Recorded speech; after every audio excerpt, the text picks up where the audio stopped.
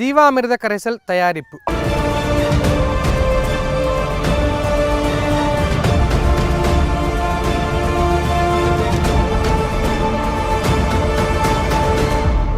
முதல்ல பசுஞ்சாணத்தை எடுத்துக்கணும்.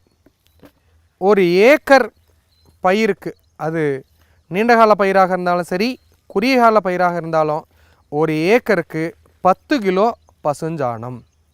இந்த 10 கிலோ பசுஞ்சாணத்தை எடுத்து வச்சாச்சு.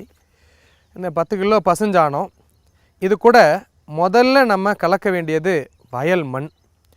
இந்த வயல் மண் எதுக்காக அப்படின்னா, வயல் மண்ணில் இருக்கக்கூடிய நுண்ணுயிரிகளான azospirillum, phosphobacteria, potash mobilizer, zinc solubilizer, silica solubilizer, pseudomonas, trichoderma viride, trichoderma harzianum, paecilomyces, இப்படி நன்மை செய்யும் நுண்ணுயிர்கள்லாம் நம்ம மண்ணில் இருக்கக்கூடிய இந்த நுண்ணுயிரிகளையே பெருக்கி நம்ம மண்ணில் கொடுத்தாதான் அது பலன் கொடுக்கும், முழுமையான பலன் கொடுக்கும்.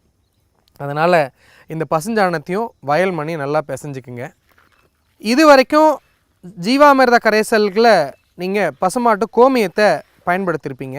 ஆனால் இங்கே நம்ம கோமியத்தை பயன்படுத்தாமல் பசுஞ்சாணம், இப்போ வயல் மண் போட்டிருக்கோம். அதுக்கடுத்து நாட்டு சக்கரை.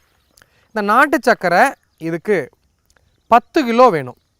அதாவது 10 கிலோ பசுஞ்சாணத்துக்கு நாட்டு சக்கரை 2 கிலோ வேணும். 5 கிலோ பசுஞ்சாணத்துக்கு 1 கிலோ நாட்டு சக்கரை அப்படிங்கிற விகிதத்தில் நமக்கு 2 கிலோ நாட்டு சர்க்கரையை போட்டுக்கிட்டோம்.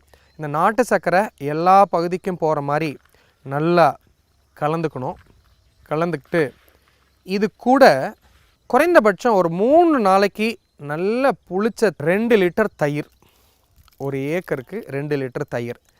கீழே மண்ணுக்கு தான் கொடுக்கறனால கொஞ்சம் கூட தயிர் இருந்தாலும் ஒரு பிரச்சனையும் இல்லை. அதனால் 2 லிட்டர் தயிர், பசுஞ்சாணம் 10 கிலோ, வயல் மண் கொஞ்சம், 2 கிலோ நாட்டு சக்கரை, 2 லிட்டரு தயிர், இது போட்டுக்கிட்டோம். இதுக்கு அடுத்து மிக முக்கியமான ஒரு பொருள், பயிருக்கு உடனடியாக கிடைக்கக்கூடிய புரதச்சத்து வச்சுருக்கோம். முளைக்கட்டிய பயிர் மாவு. இது 4 கிலோ, ஒரு ஏக்கருக்கு 4 கிலோ. அதாவது 2 கிலோ உளுந்து, 2 கிலோ பாசிப்பயிறு. சில நேரங்களில் ஏதாவது ஒன்று கிடச்சா அது மட்டும் கூட போதும். அதனால் நன்கு முளைக்கட்டி, அதாவது 6 மணி நேரம் பயிரை ஊற வச்சு, அதன் பிறகு முளை கட்டினதை நல்லா கிரைண்டரில் போட்டு ஆட்டி அந்த மாவையும் எடுத்து நம்ம இது கூட சேர்த்துக்கிறோம்.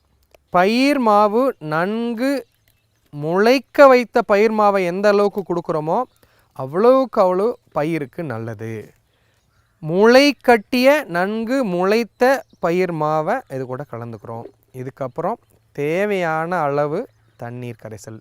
இந்த தேவையான அளவு தண்ணீர் கரைசல் அப்படிங்கிறது நன்றாக கரைப்படுற அளவுக்கு, எங்கேயும் கட்டிப்படாமல் எல்லா பொருளும் நன்றாக கரைப்படுற அளவுக்கு போதுமான தண்ணியை இதே மாதிரி கொள்கலனில் மாற்றிக்கிட்டு முதல் நாள் வேறு எதுவும் அதிகமாக தண்ணி கலக்க வேணாம். ஏன்னா நன்கு புளிச்ச தயிர், புளிச்ச மாவு, பயிர் மாவெல்லாம் பயன்படுத்தியிருக்கோம். அதனால் நிறைய ஈஸ்ட் இருக்கும். இந்த ஈஸ்ட் இருக்கனால அடுத்த நாள் நல்லா பொங்கி வந்திருக்கும். அதனால் இது எதுவும் தண்ணி ஊற்ற வேணாம். அதற்கு அடுத்த நாள் காலையில் நம்ம இது 200 லிட்டர் பேரலுக்கு மாற்றி அதில் 200 லிட்டர் அளவுக்கு தண்ணி கலந்து வச்சுக்கணும். அதன் பிறகு ஒரு நாள் நன்கு எல்லா நுண்ணுயிரிகளும் பெறுகிற அளவுக்கு விடணும். இந்த ஜீவாமிர்த கரைசலையும் நன்றாக கலக்க வேண்டும். காலையிலையும் மாலையிலையும் இடஞ்சுழியாகவும் வடஞ்சுழியாகவும் 2 பக்கமும் நம்ம நல்லா கலக்கி விட்டு பாசன நீர் வழியாக கொடுப்பது மிக சிறந்தது. இந்த ஜீவாமிர்த கரைசல் தயாரிப்பு நம்ம மண்ணுக்கான ஒரு உணவு. பயிருக்கு தானே உணவு வேணும், மண்ணுக்கு என்ன உணவுன்னு கேட்கலாம். மண்ணில் இருக்கக்கூடிய நுண்ணுயிரிகளை நீங்கள் பெருக்கினால்தான் பயிருக்கு தேவையான உணவை எடுத்து கொடுக்கும் நுண்ணுயிரிகள்.